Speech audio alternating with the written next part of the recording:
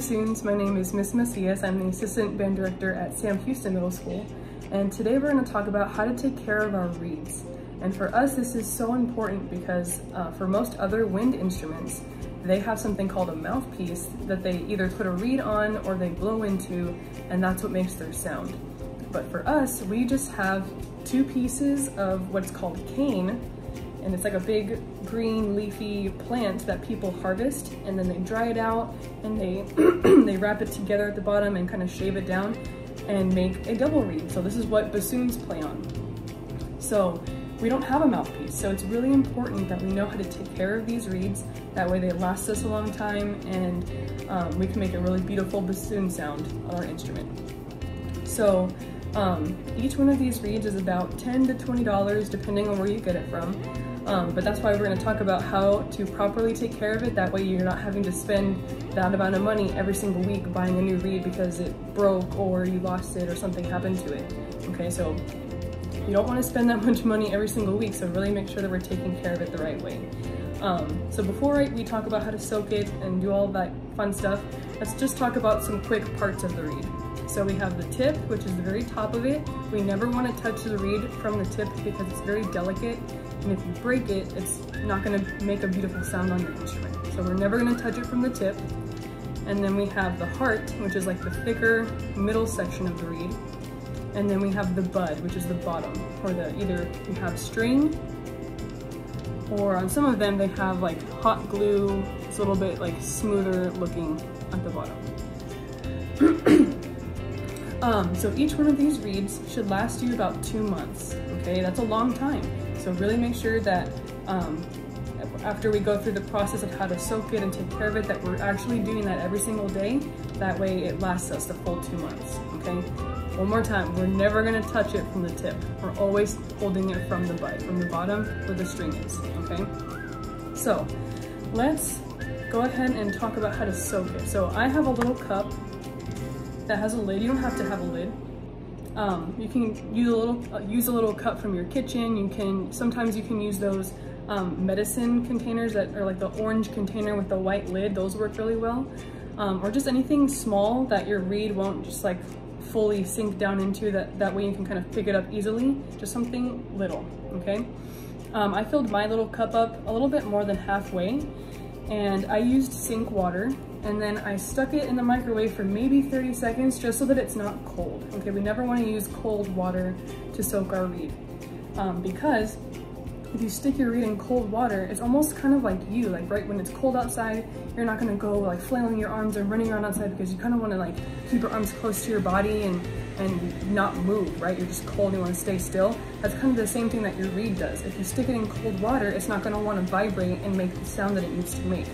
So we need to make sure that it's not hot, it's not boiling hot, it's not very, very cold, it's just room temperature, slightly warm. So maybe just get it from your sink, not from your refrigerator, just from your sink, and then stick it in the microwave for maybe 30 seconds, that way it's on the warmer side, okay? When you take a brand new reed out of its case, make sure you soak it for about 4 minutes. That way the whole reed gets all the water it needs to make a really beautiful sound. If it doesn't get enough water, then it's gonna be hard to play on. So make sure that you stick it in with the tip down, okay? And we're gonna soak it for 4 minutes because it's a brand new reed. Okay, and let's pretend that 4 minutes has passed, and we're gonna take our reed out gently. Okay, maybe kind of shake some of the water off. We can kind of suck up some of the water. Okay, and then you're good to go. You're ready to play your instrument, okay? So once you're done playing your instrument, we'll talk about how to put it on the bassoon and all of that in a later video, but let's just say we're done playing our bassoon for today. We're gonna take it off our bassoon, suck up the water, because sometimes it can kind of get stuck in between the little gap in there, okay? Or you can blow it out from the bottom. Just get all the water out, that way it's not just sitting in there getting all moldy and nasty, okay? And remember that we're not putting it back in here, we're putting it in our actual reed case. Okay, so mine's just a little black box. Again, you can get these anywhere too. Make sure that you ask your band director where they want you to buy yours from. And it has little pegs inside where you're gonna put your reed. And so if you kind of notice when it's laying flat, all of the top parts of the pegs are lying against the reed case, but I'm just gonna pick whatever peg, you don't have to pick the first one, I'm gonna pick the second one. And I'm just gonna push down on the bottom of the peg and you can kind of see it pop up, right? Okay, so I'm gonna push down on my peg, make sure that my reed's nice and dry.